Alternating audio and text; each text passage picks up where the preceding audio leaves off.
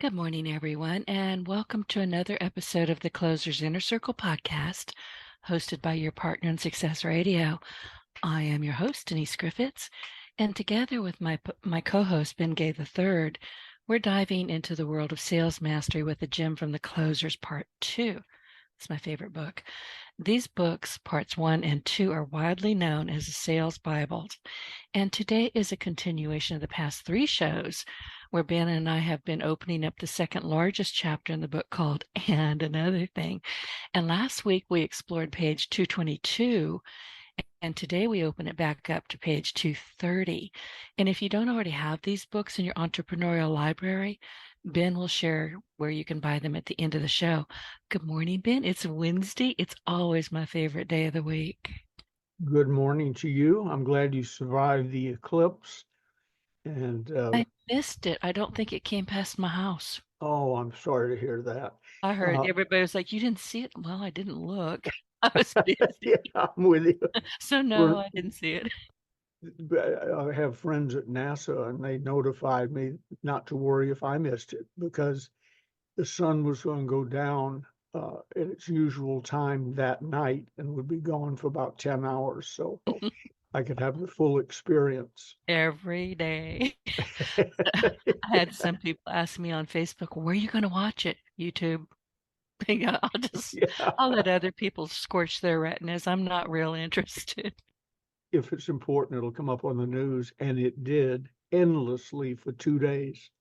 Yeah, I don't understand that. It's not as if these are a new phenomenon at all. Yeah, but the news has to make up crap, so I guess this was their choice for the week.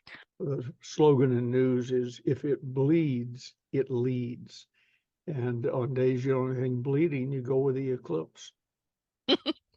Anything to rile people up. So what are we talking? And speaking of storms and eclipses, I mean, you were telling me that you had a giant sonic boom of thunder come over your house. And then this morning, I honestly thought I was in a storm that was going to be worse than a hurricane because it popped up around 3 o'clock in the morning. And honestly, I still don't know if it was hail or rain. I was not sticking my head out those French doors to get clobbered with hail. Smart. Yeah, I did retain that much sense, but it honestly sounded like my back windows, my whole back of my house is all windows. I genuinely thought my windows were cracking. It was Mm. so bad. It's over now, and it seems to have passed for at least a short term, but oh my goodness. The first time I took Gigi to Atlanta, uh, she'd heard a lot of stuff about the South, but had not experienced any of it, including sweet tea, good barbecue, et cetera, et cetera, et cetera. Grits. She'd never had grits. I Oh, I don't know love how you get through grits. life without having Yeah, grits. shrimp and grits, Yeah. My breakfast mother for was in a champions. restaurant one day, and she's mother was from New England. She was not a big fan of grits. She said she would not have a grit in her house. So I had to eat grits at friends' homes. But she said, a waitress, I'd like so and so and so and so, and no grits, please. And the waitress says, honey, grits come. It's like a religious experience. You can't E- avoid them. Yeah, You can cover I them up with other stuff, and a lot of people do, but I like grits. yeah, Don't I like do too. oatmeal, but I like grits. Just butter, salt, and pepper for me is Yeah. perfect. But grits come. I'd, Don't argue with the waitress. yeah, You're I'd gonna like to get the stop grit. them, but there's no way to stop them. It's like sweet tea. I don't drink it. I don't touch it. It's nasty. I don't like sugar. And here you have to ask for just plain old-fashioned, straight up tea. It offends some people. They're like, "You don't like sweet tea? Oh my God, no." Yeah, I accidentally, got a big sip of it one day, and I'm ashamed to say I spit it back out. It was not going past my tonsils. Well, that was classy. I know, and I was in a restaurant. I was very embarrassed, but I could not do. Oh, I'm shuddering just thinking about it. So anyway, I just blah. So anyway, let's talk about where we were because I mean this is the biggest chat. Well, sales infiltration is the largest chapter, and we're going to definitely get to that at some point. but this is one of the bigger chapters, and I suspect we're going to be working in this one for a while. What do you think? A lot of stuff there. It caused this run we've been having caused me to go back and really reread it, which I don't do every morning. And I was several times I said to myself, "Self, damn, that'd be good." Isn't that, I'll see something written on Facebook or LinkedIn or wherever. It's like, oh, that's good. Oh, good girl, Denise. You didn't know you were that smart, did you? Yeah, I have a few of those from time to time. Somebody sent me something once, and I said, "That's excellent." And whoever it was wrote back, "Well, I'm glad you feel that way. It came from the closer's page so and so and so and so." You know, I haven't memorized it. I write stuff and move on. Right. Well, speaking of the closers, I have to tell you before I forget, I started writing one of my chapters about midnight last night. Woke up at 3 because my house was falling apart. But the chapter title is "You're Making This Way Too Hard." So there you have Yeah. it. Okay, let's talk about the closers. Okay, but before leaving that, rather than leave that hanging, I want to tell our listeners, Denise has taken on the challenge of writing the closers part 4, and it's going to be on podcasting, uh, all aspects, how to get started, what to do, what not to do, how to be a good guest, how to be a good host, etc., contacts to use, and so on. And she has, starting from nothing, I always get the year wrong, 16, 17, 18 years ago, 16. has, Yeah. how many? 16. She's old enough to drive now.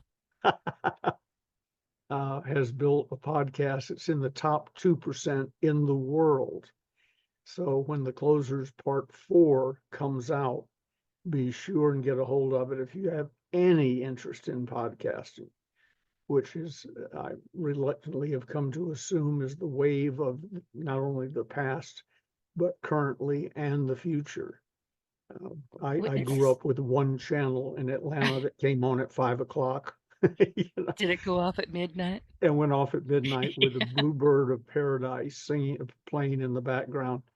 And then we went to 3 channels and so on. And I don't know how many podcasts there are now, but if you want to get heard, you can do it easily. If you want to get heard and be effective and successful at it, you need a mentor.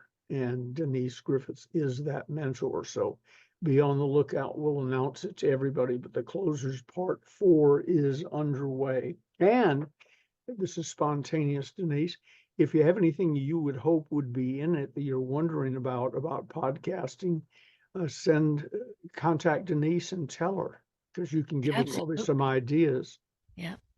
See, I know what I think you need, but I need to hear from you what you really need. Yeah.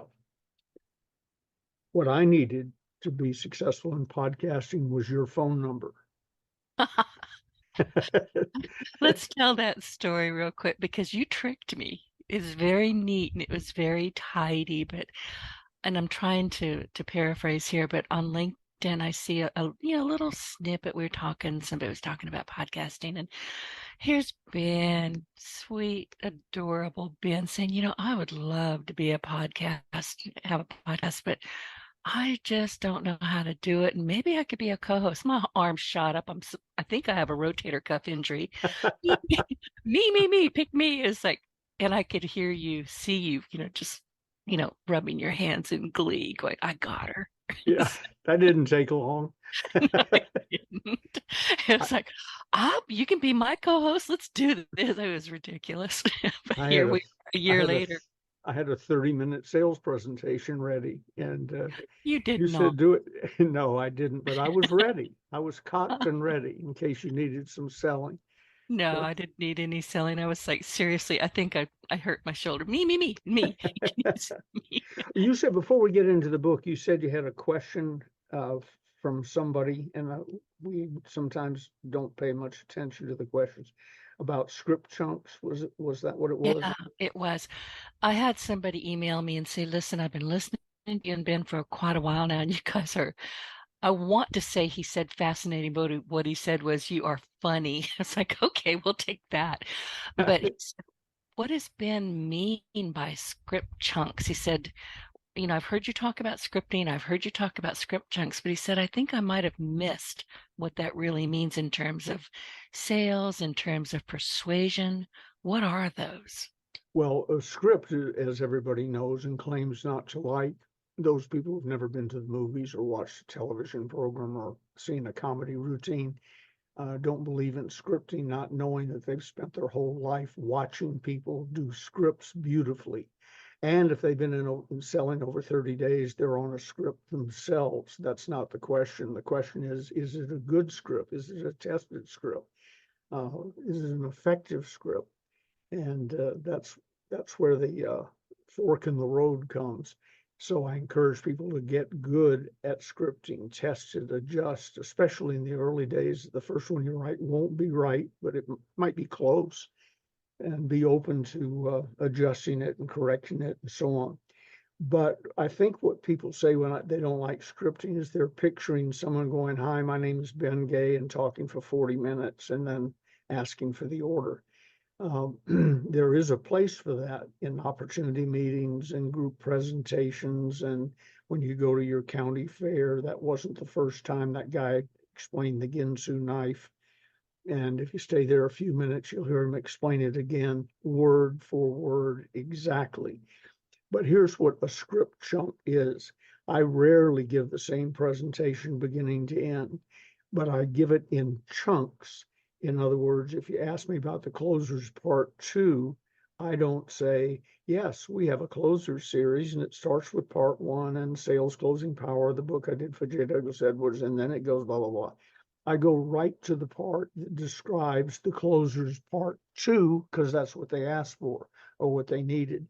And the best example I've ever had about script chunks, where I had not learned the term but found a way to explain it, was Hal Holbrook, the late Hal Holbrook, the actor who, in addition to many other things, did Mark Twain.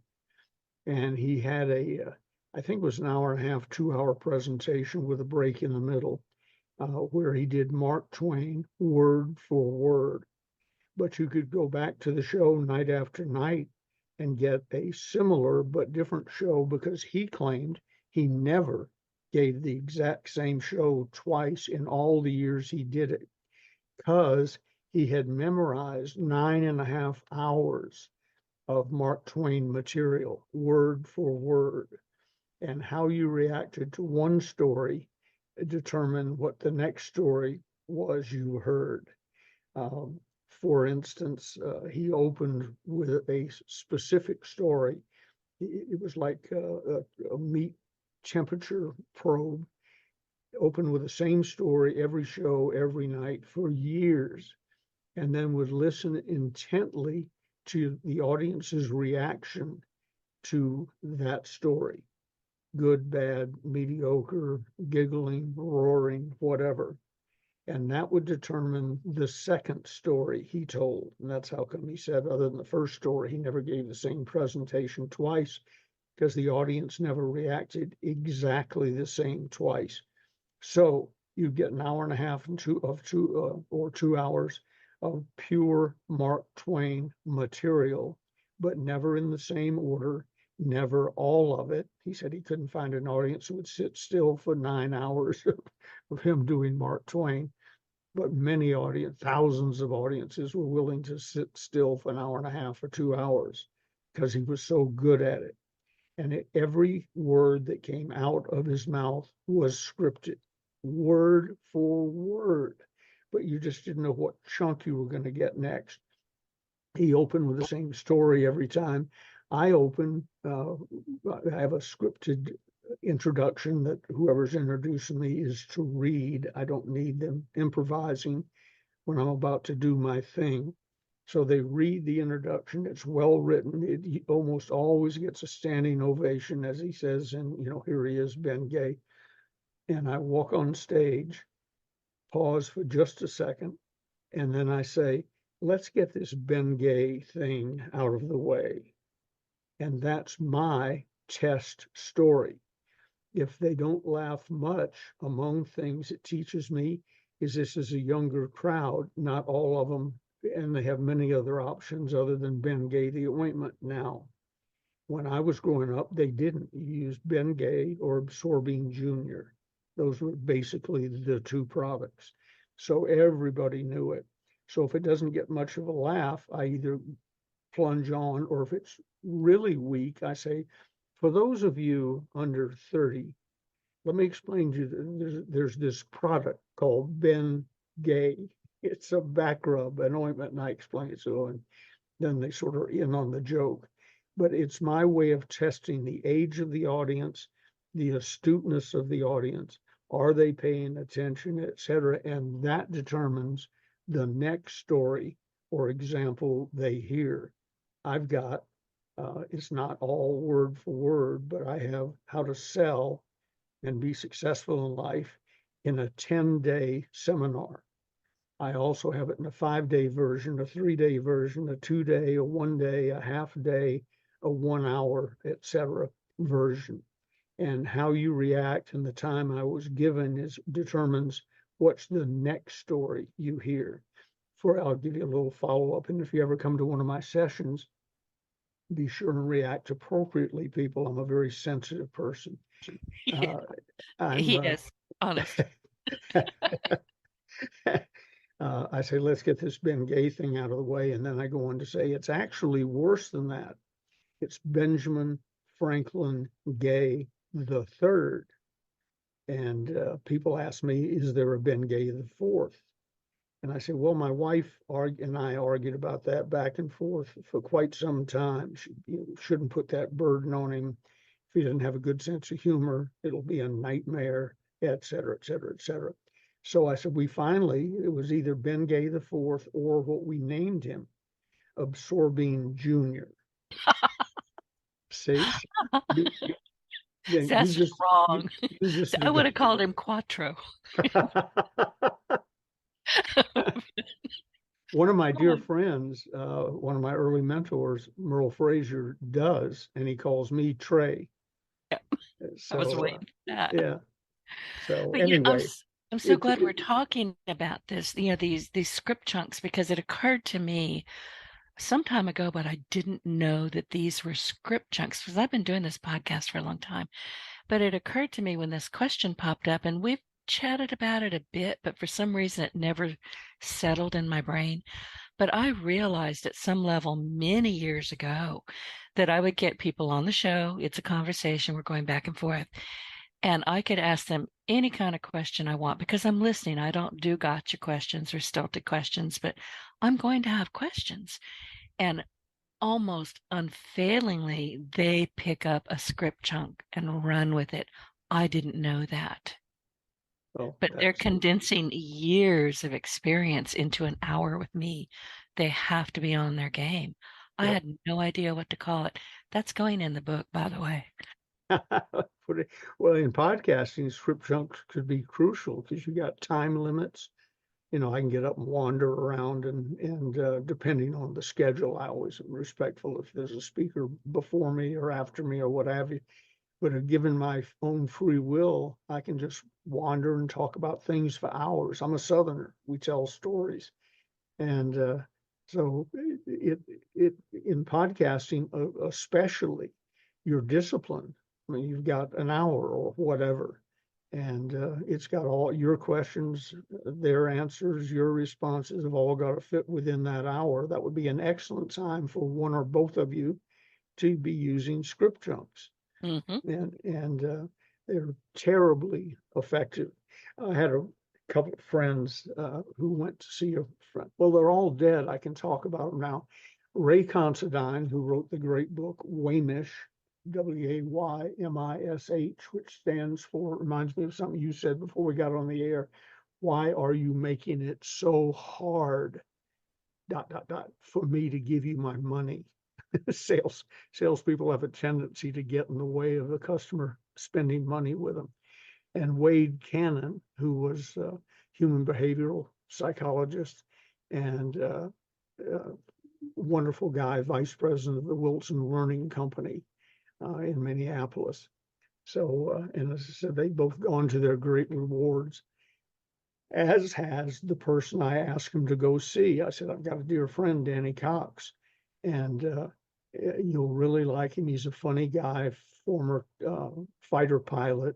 He was called a sonic boom salesman. He would go out to communities and explain to them why it was important that the overhead jets blew out their windows and startled them and scared them to death and so on, because of it's good for the nation. Oh, yeah, Send, that works. send us the bill for your window and we'll be happy to pay it. But in the meantime, we're practicing defending you. So that's what made him the sonic boom salesman. So anyway, I hooked up the three of them. I wasn't going to be in that town. And they went out to dinner the night before. And Ray was telling me later, he said, it was wonderful. He's a funny guy. Wade and I felt like we had the night off because they're both sort of performers themselves and are used to, here's Ray Considine, the funniest man in the world. Be funny, Ray. And, here's Wade Cannon, a wise, all knowing, all seeing soul. Be wise, Wade. And they felt like they had a night off because Danny, given the opportunity, ran with the ball for about 2 hours. And he said this and said that, and they cracked up and so on. And then the next morning, they went to the seminar for which I'd gotten them tickets and went in. And Ray and Wade started sneaking glances at each other because they heard from the stage with a microphone and a large audience, Danny give his dinner talk again. Oh, oh, that's just wrong. He said no matter what happened in the audience, he plunged on with the next story, and it got where Ray's leaning over to Wade and says, here comes the time the engines burned out story. And, Danny say, and then one day I was flying along, and he goes to the burned out engine story. So another secret of script chunks is to work on them and your whole script, work on it so it's casual and nice. And you're not caught. Cary Grant, the great actor, said the secret of acting was not to get caught at it. That's also the secret of selling and therefore scripting. Do it well, and don't get caught at it. I love that. And, we have talked about this before, but just all of a sudden, you get those arrows that kind of point at you and go, Denise, hello. I get those all the time. Did you Okay, get it this fine. time? Yeah, get off my head. I got it. I got it. But script chunks and then here comes this guy wanting to know more. I went, well, that's interesting. So, these things happen for a reason. There are no real coincidences. So in the book, though, and we're going to twist off a little bit because we haven't talked about this chapter much, but I know what your customers want. Let's talk about that because that seems like a pretty strong statement. Well, there's things that pop to your mind if you're a salesperson. They want what's good for them, find a need and fill it, and so on. Those are all product related, product or service related, and they're fine, and they certainly have their place. It's not true, but remember the old adage, build a better mousetrap and the world will beat a path to your door. That's not true. Sounds good, sounds funny, it's quotable, repeatable, but it's not true. Nothing happens, to quote Eleanor Wheeler, nothing happens till somebody sells something. But in selling them something, you better find out what it is they want. They want, hopefully, if you've described it properly, the benefits that your product or service brings to them. That's fine. Qualify them, question them, find out what those benefits are. But in the back of your mind, understand their motivating factors and what they really want. And laid out in the book, I'll take the easy way and just glance down. They're looking for recognition, among other things, recognition. I think it comes from How to Win Friends and Influence People, but Mary Kay, who after she left us started her own cosmetic company. You may have heard of it. Oh, Mary, yes, the pink lady, right? yeah, the pink lady. Got an axe. A dear friend of mine, a male, did very well in Mary Kay, and won a pink Cadillac. And he called me, he said, would it be rude to say I don't want a pink Cadillac?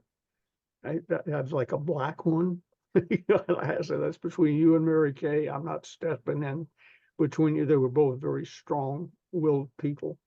But anyway, Mary Kay said, everyone you meet, and my apologies again to Dr. Norman Vincent if he's the one who said it first, pardon me, Dale Carnegie, if he said it first. Everyone you meet, she said, treat them this way, as if they have a sign around their neck that says, make me feel important. So while you're selling your widget and explaining its many features and hopefully even more benefits, understand that the person that you're looking at wants, in addition to those benefits, he or she wants recognition. They want to believe that they're a very important person, or at least that you think they're a very important person. And they will do that with things like their investments, their jobs, their cars, their houses, etc., trying to get recognized. I don't know about you, but we have a lovely home or homes, two on one piece of property, and they have, I think, 5 or 6 bedrooms total. I haven't really counted them in this way, 5 bathrooms, I'm guessing, and all the 2 kitchens, etc. We live in 2 rooms. We don't need all of that. There was a time when we did, when Gigi's mother was alive and she lived in the guest house and so on. But we don't need all that. I could be very happy, small condominium somewhere where somebody else worried about the lawn and the roof and the this and the that.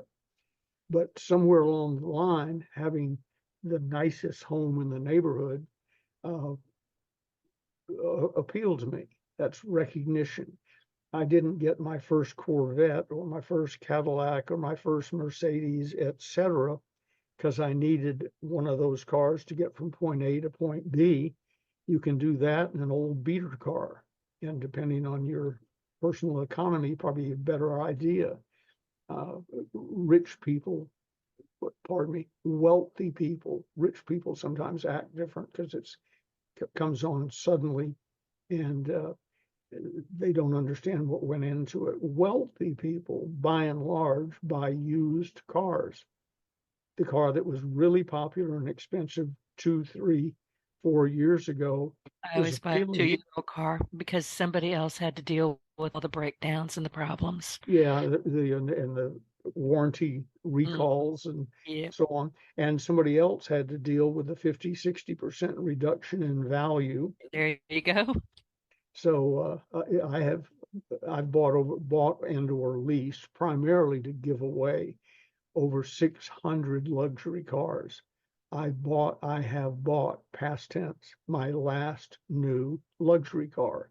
If I need a car to impress you, we have an enterprise car rental thing about 8 blocks from our house. I can rent something to impress you. Make it a Maserati and get your picture taken in front of it and tell people how important you are. Yeah, one of our nephews-in-law, I guess you'd call him, one of our nieces married an idiot who inherited some money, and rather than invest it and be settled for the rest of his life, he went out and bought a Maserati, and now he's looking at also a Lamborghini. I have never bought either one or given away either one, so I don't have any idea of their cost, but I understand they're very expensive, and he bought them new. That's Oh, wow. that's stupidity on the hoof, but I understand what he was looking for, recognition. I know what I felt like the first time I drove down the main street in San Rafael, California, where American graffiti was shot in my then new 1972 Corvette. People were looking at the car, and then some of them actually knew me because we were the largest private employer in the area. Look at that car. Oh, that's Ben Gay, and so on. And it was all I could do not to puff up and float out of the car. That's recognition. And so you need to know where they are in their social development. You may not need the recognition or even want the recognition, but they do. And another item that we touch on in the book, understand why you're selling them your widget.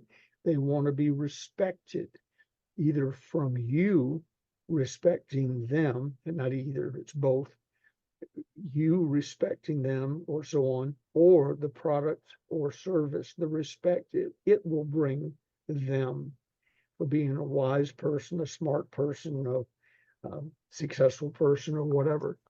And we can go on. Some of them are a little more shallow. And if your product or service is going to give them a feeling of pride, make sure you point that out to them. When I was sold the Corvette by my dear friend Herc, who owned the Marin Bay Lincoln Mercury dealership, he described it was a T-top, where the hard tops go behind the seat and only come out when you're being rained on heavily in San Francisco. I discovered that the hard way several times. He described the wind in my hair, and Ben, when you drive down the street, people are going to notice this car and so on. He appealed to my pride. He spent almost no time talking about the benefits or lack of benefits or features of the Corvette. You could look at it. It's a pretty car. It was the last year with chrome bumpers. And the T-top was amazing. Everybody loves a convertible until the top rips and so on. With a T-top, you don't have that problem. So he talked about the pride of owning it, the pride of ownership, and so on. They also, people want to belong. You get a Corvette. I didn't, I'm proud to say, but if you get a Corvette, you are looking for the local Corvette club so you can belong to it and Oh, go on drives with it and go to Main Street in where we live now in Placerville.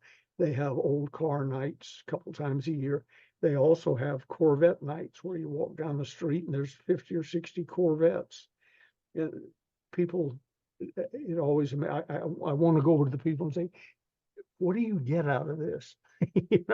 You have to clean your car, drive down here, back it in, have people come by and look at it while everybody's looking at their Corvette and so on. I don't quite get it, but I do understand the need to belong. In the timeshare industry, I'm working with several companies to get them to spend less time talking about the week that you get or the 2 weeks or what have you, and more time talking about the jacket that you wear as a member, and that you can go to what? any timeshare. You can go to any timeshare in their network You're for kidding. dinner or whatever. But you have the jacket. Think of the Masters is coming up. I believe I've seen a lot about it on television last week or so. It's spring.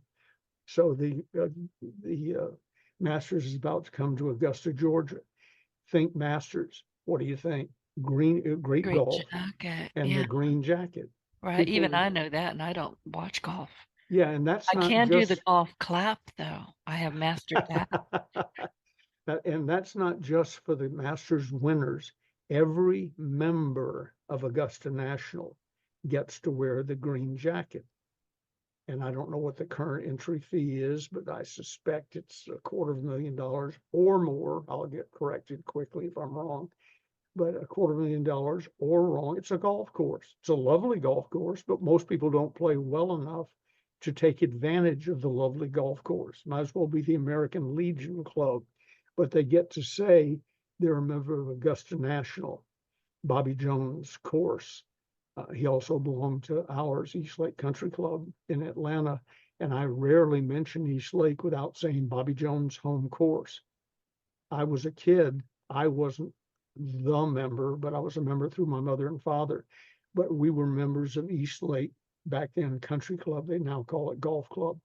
And I say, I was raised 2 gates out the front door of East Lake Country Club, front gate of East Lake Country Club, Bobby Jones home course. I'm insinuating myself into 100-year plus legacy of great golf, famous people, famous tournaments, and so on. And I'm stunned. Maybe they have it now, but when I was growing up and belonged to East Lake, they didn't have a jacket. Bobby Jones belonged to East Lake. Bobby Jones started Augusta National. he and his associates decided on the green jacket and who could wear it. And East Lake didn't have one. And East Lake is very expensive to get into. Now, it was adjusted backwards for inflation then, but very expensive to get into. Give me one of those things on raising money for kids. I think it's Shriners. You see it on television, this little child who now is in college and drives a hand-operated car, but in the commercials, he's still 7 or 8 years old. I guess it's been effective for him. If you pledge X number of dollars a month, $18, $19 a month, they send you, quote, this adorable blanket. Well, this adorable blanket never leaves your bedroom. The adorable, handsome hat they might send you with the Shriners logo on the front could well be worth a great deal more emotionally as far as belonging when you go out. Hi, I'm a good guy. I give to Shriners. They have the Shriners Children's Hospital. I'm a member. I give to them regularly or I wouldn't have this hat. That's belonging. Give them a way to participate.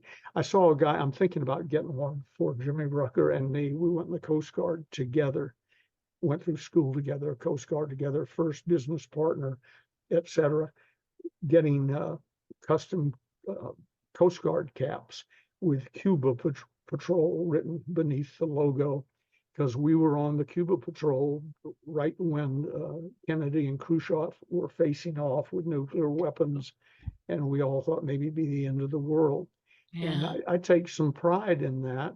I didn't do anything heroic. I just did what I was told, but it was interesting. We got buzzed by Cuban MiGs and so on. And I thought, I see people out with those, World War II veteran hats on. And I think, I'd like to wear one. I'm not really a hat person, but I'd like to have one that says Coast Guard. And I know Jimmy Rucker would like one because it shows that we belong, as it's covered on page 233. We belong to something important. And then the other day at the post office, I got pushed over the edge. I'm ordering them. There was a guy in there, uh, older than I am, with his World War II veteran hat on, and he had the fancy version, with the braids on the thing, like he's an admiral or something, and he had pins stuck all over it, I guess various things he had done or served in, and he looked like $1 million, and the hat was not your 1995 hat. And so I went over to him, as I always do with people like that, and said, "Sir, thank you for your service." And Exactly. frequently they'll say, "Did you serve?" Which could be a rude question, but I did. So I say, "Yes, sort of." And that always elicits, "What do you mean, sort of?" I said, "Well, I was in the Coast Guard, those little white boats up close to the shore because we didn't like to get our feet wet." And the older, wiser people will say, "No, I served with Coast Guardsmen. I know what a lot of you did, and you don't get credit for it," and so on. So anyway, I'm looking at this hat and I'm thinking, I may get that thing and surprise Rucker with it. I hope Rucker's not listening. That'll take a I little was bit. just going to say, hey, Jimmy. Yeah, hat's on the way, Jimmy. But anyway, as we're parting, he says, "Oh, let me tell you one other thing about this hat." I said, "What's that?" He said, "You never have to buy a drink again." Or coffee. Yeah, Or a meal. or breakfast, or Yeah. whatever. And I said, "That's it. I'm getting it." Gigi said, "Well, the one you were looking at is $49, $50 for a baseball cap." I said, "I'll get it back in drinks and breakfast within a week." You will too. Probably so. Listen, when I see people like that, I'm a card carrying introvert, although when I'm out in public, you'd never know it. But honestly, when I see people like that, I want to hear their stories. I'll sit down and have a cup of coffee with them. Absolutely. The ones I'm Vietnam era age. I was in Cuba or off the shore of Cuba when that was going on. But I know people who died in Vietnam. I know many people who served in Vietnam, and I know the atrocious reception that many of them got when they came back. Yeah, So when I that's see a that's a blight Vietnam, on our history, no yeah, question. when I see a Vietnam cap, I'm even more effusive than I am with a World War II cap. death is death, hell is hell, and so on. But to go through that and then come home and be spit on and cursed at and so on. Among the things I say to him is I was Coast Guard Vietnam era off Cuba, so I didn't get the treatment you did. But on behalf of a grateful nation, we're sorry. And we are. I've So heard those stories. I've read those stories, and I don't understand it. Yeah, I will never yeah, understand that kind of inhumanity. yeah, and it wasn't some volunteered out of patriotism. One of my uh, cousin-in-laws was one of the youngest officers, uh, high-ranking officers in the Marine Corps, served in Vietnam, and he was in North Vietnam 3 or 4 times where we didn't have any people, but we had him and his group and so on. And I just admire what they did so much. Now, he was a warrior. He would have been mad if they hadn't sent him to Vietnam. But most of the people who went were not leaping up and down trying to get shot at in the jungle. They did what they were supposed to do. They did what they were told.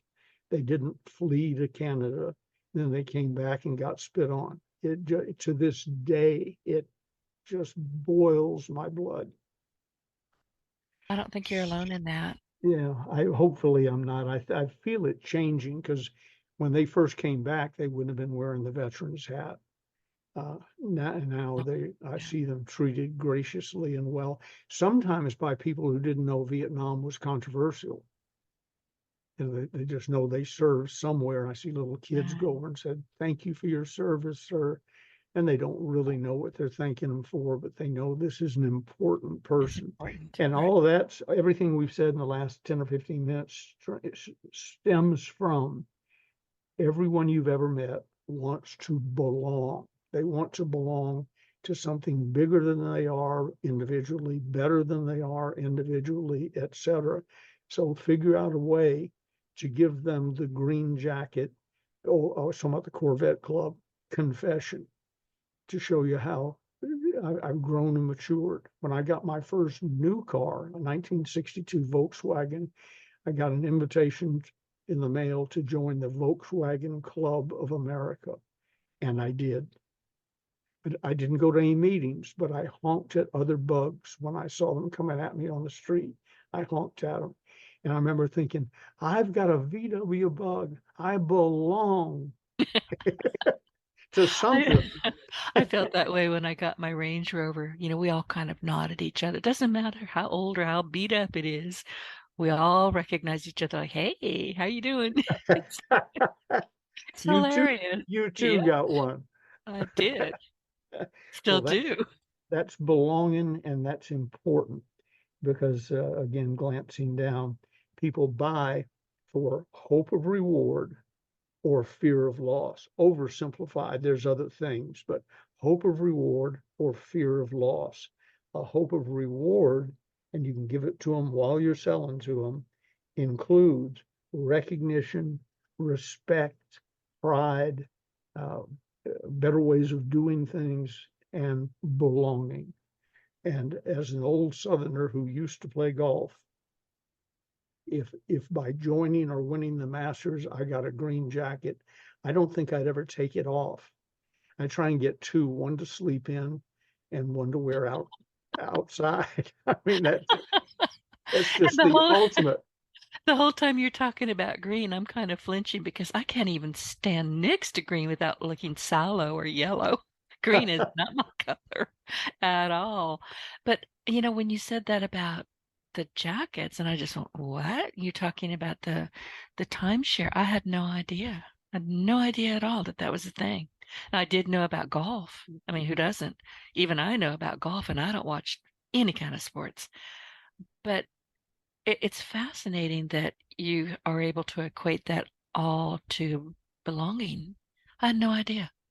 That's it's a crucial human motivator. It is. You want to belong to the cool kids in high school, being part of the cool kids, or at least not one of the, God forbid, nerds who today run the country and own all the big companies. Thank God for the nerds. uh, I was watching someone the other day on the show, and just a brainiac. And I said to Gigi, successful as he is, that's the jackass who used to ask on Friday afternoon, don't we have any homework for the weekend? I didn't do that, but I was a nerd. Only because I didn't speak to anybody else. So, I got to live. But yeah, and you watch these kids now and they're proud of it. Weedy body type, floppy hair, and big glasses. They don't care. They Yeah. know they're smart. Well, true, but they're belonging now. Yeah. There is a crowd that's popular that is that, and they're trying to belong to it. I didn't get a flat top because it was my idea when I was a kid. It was because the cool kids had flat tops, and I wanted to belong. And then when Elvis came along, I grew ducktails. Um, You're and going to have to tell Gigi I want pictures. I know she knows where they are. I know she there's does. one I haven't found yet. I think it's probably in the St. Andrew's Prep School annual for 1959 to 1960. I got thrown out of school. I ran away and got thrown out as a result of St. Andrews, and I never got my annual. But that was the year that somebody thought it would be a good idea in our dorm. I had blonde hair, now I have white hair. Uh, it would be a good idea to all have jet black hair, and I have a pale Irish complexion. You can imagine how good I looked in my jet black hair, dyed with a product called Blue Black Rue. Oh God, did Well, you have a cape with a red, you know, that was like the only red thing lining? missing. Yeah, and I should have gotten the fangs. Thanks. Yeah. I'm But, thinking in word pictures now. I'm enjoying myself. Keep going. but somebody, his last name was Autry, was sort of the trendsetter in our dormitory. He was the cool one. And he dyed his hair black. And so rather quickly, I got my hands several, on a bottle of Blue Black Rue. We dyed our hair black, and then we noticed that most of it still had blonde eyebrows. So as best we could, we drew in, like Oh with no. one of those dabbers, dabbed in the black eyebrows. I got to find that picture. You Uh, do. I want it, and I, yeah. I I won't even share it, honest. So yeah, right. Picture me, black. Oh, and I sort of say, when you went out in the sun, our hair did that purple thing like the chest on a black crow. It's black and then it's purpley and so on. It really looked natural. I'm sure. And when you sweated, did it kind of run down behind your ears and in your ears and It in your probably eyes? probably did in the beginning, but Blue Black Rue is a serious dye. Oh You don't gosh. rinse it out; it grows out. So Oh, then you go through that period where your roots and halfway up to the tips of your hair are blonde, and the rest is black. It looks like you've come down with some disease. But in addition to being a cute story, the point of the story is, why did I do it? Because I wanted to belong. I wanted to be like Bill was his first name. I wanted to be like Bill Autry, and rather quickly, like 10 other people in my dorm. And all those people, I was the funny one, but I wasn't an athlete and so on. So I needed every edge I could get to belong. And Blue Black Rue solved that problem for about a month. Then it became another problem as it grew out and fell out and so on. But all of this that we've been talking about is the need to belong to something. Figure out a way to have. You and I have used the term, the Closer's Inner Circle podcast. Inner Circle is an important part of how I brand myself and so on. There are certain groups that I work with who can say honestly, because I told them, you're in the inner circle. Uh, the we're expanding our makeup of certified speakers for and trainers, sales trainers, and human potential trainers, and so on, in the National Association of Professional Salespeople. I sat back one day and said, I really don't want to have to go out and train I've done that, the 10-day trainings, the 30-day trainings. So I really don't want to do that anymore. But I want people to display the approved by the National Association of Professional Salespeople seal of approval and Which spread the I word. have. I have it. You do, and you earned it. And the way I've decided to do it in mass, there's individual people like you who it was one-on-one. Denise, you've been nominated and approved, and here it is, and here's your seal, and so on, which, by the way, you should use more on your promotional material. But I would. so what I'm doing now, and it's amazing the reaction. Approved 4 or 5 yesterday from the Ziegler organization. Zig and I started together literally on the same day in the same meeting in Atlanta, making big money. He was older than I was, but he hadn't had a heavy hit yet. And so we started together, and now he's gone. His son Tom is running the organization. So I have a long history with Ziegler, and I know what they teach and I know how good it is. So I'm slowly letting the word loose in the Ziegler organization. If they've certified you, you're certified here too. You can put up the NAP seal of approval in those things that have to do with selling, human development, and so on. And I sort of wondered what the reaction would be. It's been from, I think everyone that I've offered it to has accepted it. Why? They want to belong. They want to have another seal. It helps their business too, but they want to belong. They want to have a seal that they're in something special that other people can't get. If your product or service delivers that, make sure they know it. So wrapping up this section, they're looking for recognition, respect, a feeling of pride. They want to show how intelligent they are. They want to be right. They want to do better. Whatever the product or service it is you offer delivers to them. They want to be better and be better. They want to belong. And back to hope, reward, and fear of loss. They want to be rewarded and not to lose. But we talk about all the fancy stuff. When the dust settles, the customer wants to know what's in it for me, and I hope I don't lose anything, and I hope I benefit. Hope of reward, fear of loss, and that's that last little segment plus about 2 other sentences is the 10-day seminar boiled down. One of the frustrating things about teaching selling to other people, especially 2 that are hard, the brand new ones who are scared to death and the old ones who are jaded, whether in Mm. age or time and service. Those are the 2 toughest to work with. Therefore, it's frustrating to try and teach them because selling is so simple. Pick a quality product or service that's competitively priced. Spend your day talking to qualified people, qualified to buy it, uh, geographically, religiously, monetarily, whatever. Uh, Become a person of class, quality, and substance with the ability to tastefully project those qualities.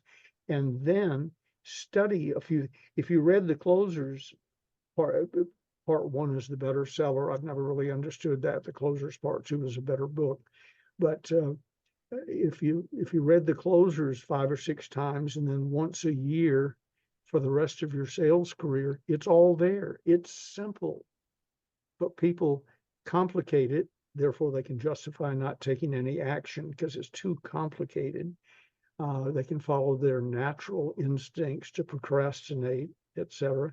And people at the front of the room have been saying, and I used to be one of them, now pay strict attention. It's very complicated. You say this, they say that. And all you have to do is memorize 700 things they're going to say and 700 responses when they say it. No one's going to do that. No, no. And Yeah, why should they? It doesn't even make sense. it does if you say it effectively from the stage. I got No, away with it for years. I'd be arguing with you in the aisle. It's like, all right, explain this to, put it in Homer Simpson terms. One slower, one more time. I have to tell you, Ben, I was, you know, after this storm woke me up, and I swear I keep looking, even still to see if my windows are cracked. But I was listening to Napoleon Hill's Master Course on Audible because, who's going to go back to sleep in the middle of a giant storm? And I was listening to, because you and I talk about him a lot. He mentored you until he passed away, which I understand still, kind of irritates you that he just died on you, to put it in your words. And Quote. yeah, shame on him. But I was listening to this and I hadn't actually ever listened to it. And there were times, I swear to you, I heard your voice in his demeanor. I could hear it. I It was maybe the picked up strangest more than thing. I realized. I He's think you he's did. also a Southerner, And I so caught that too. yeah. And, I had seen snippets of him on YouTube and you say, oh, well, he looks like my great grandpa. I mean, I love to read Napoleon Hill, but I'd never really listened to him. This was a whole new journey for me, but I heard you in several things that he had to say. Well, I probably borrowed them from him, or we both learned from fellow Southern mentors. But he was a true Southern gentleman, and we would spend hours swapping stories back and forth, hopefully and usually with a point to them. But one of the things people, I don't remember if we've discussed this or not, but one of the things people are always looking for the deep meaning in Think and Grow Rich, for instance, laws of success, the law of success. I know about two people on the planet who've read it. Dr. Hill probably read it as he wrote it, and maybe had to edit it. Mark Harris, my friend and business partner in some projects, uh, knows as much about Hill's writing as Hill did. And beyond that, it gets real thin real quick. It was too long, too complicated. When it was first published, too expensive. In the midst of the Depression, he comes out with I think, a 7-volume set that cost in today's money about $500. And, uh, and it was a slow seller. Really? Duh. Of course it was. But then he boiled it down into Think and Grow Rich, which is readable, affordable, etc.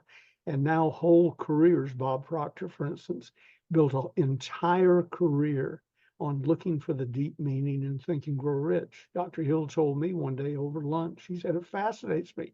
Everybody's looking for the deep meaning. The deep meaning is take action. Right. You've And said that to me multiple times. And I've read this book, I don't know how many times. Once you told you pointed that out, I went, oh, and I went back and I was like, there it is. There, God damn it, there it is too. I was, there it is again. yeah, and I was saying bad words like Denise, dumb, stupid, dumb. It was all Well, right there. true, but you couldn't build a career looking for the answer if you knew the answer the first day. So it's probably True. better, Yeah. better that you read it. And the other thing he revealed, he said it's become a work of philosophy and deep meaning. He said, I wrote Think and Grow Rich as a sales training manual. This is what successful salespeople do because that's who bought, still true today to a large degree, that's who buys self-improvement material. Sales and marketing people who are trying to get better so they can sell more of their products and services. So if you're looking for the deep meaning, it's a sales training manual and take action. Sort of like Right. my thing of pick a quality product that's competitively priced and spend your time talking to people who can buy it. That's not real deep, but it's true. Well, I would rather sell a piece of junk where I have to mud wrestle with my client for 2 hours to get them to think that to get them to say they'll think it over. Why? Why? And I don't have to love the product. I can love what it does for people. I can love that they love it. But I don't, many of the things I've sold over the years, I don't need, I don't want, but I know why they do. And when possible, I've always owned what I sold. So I can say with mine, or when we're using our Electrolux vacuum cleaner, here's what we've discovered, or whatever. But I also sold coin operated Pong games, the first video games ever. And I never had one, don't want one for free. And they are available for free. I saw one at a garage sale the other day. It was Pong game sitting there. two-sided. I don't know if it worked or not. And it said free U-Haul. And I'm thinking, Junk.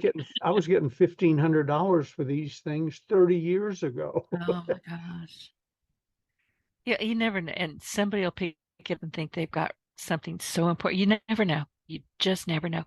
I wanted to ask you, when did you start working with Dr. Napoleon Hill? Because my understanding of this particular course is he started, these were, I think, basically 17 seminars, speeches he gave in the 1950s. hmm I think that's where it came from. Yeah. Dr. Hill has what I call the magic desk. When he was working with me, or for me, actually, that sounds egotistical, but he did.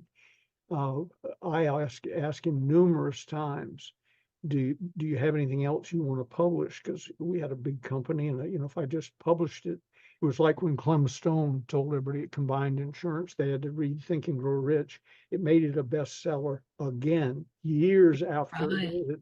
it had died a natural death. Well, all I had to do was say, here's the new thing Dr. Hill wrote for us or with us or what have you. We did a big favor to Earl Nightingale. We did that with some of his material and the Wilson Learning Corporation and SMI and so on. He said, no, I'm pretty much done. But they just came, so I call it the magic desk. He's been dead 54 years and they keep finding things. I never went to his office in South Carolina, but I've often wondered how big must that office have been not to be able to find these things for 54 years. So I think some of it is, what's the word, apocryphal, things that sort of like what he would have written if he'd lived long enough. But they came out with something the other day that they said he wrote in 1967. 1967, to answer your question, is when he came to work for me or with me, when he started staying at the house. And I bought him a typewriter for the house. He was rather appalled because it was electric.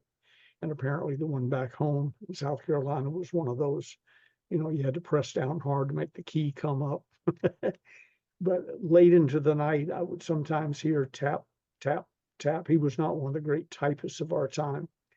And that was in 67. So maybe he wrote this new book they just found or revised or whatever, partially at my house. He didn't write at the office. We were busy, but he wrote at my house almost every night after we all said goodnight and went to bed.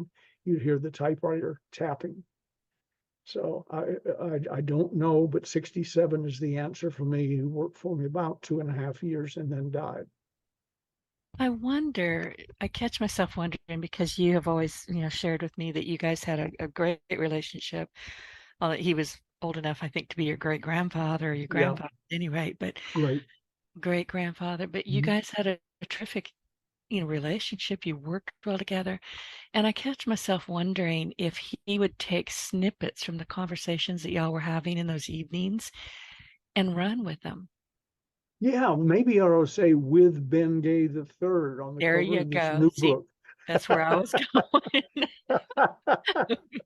Put it in But the closers series. There's right, there's there's the closers part 6 right there. you have to wonder because we don't live in a vacuum, and I'll hear something or think of something, and it may be 3 in the morning. It's like, oh, I got to write that down. And as you know, I call them God winks.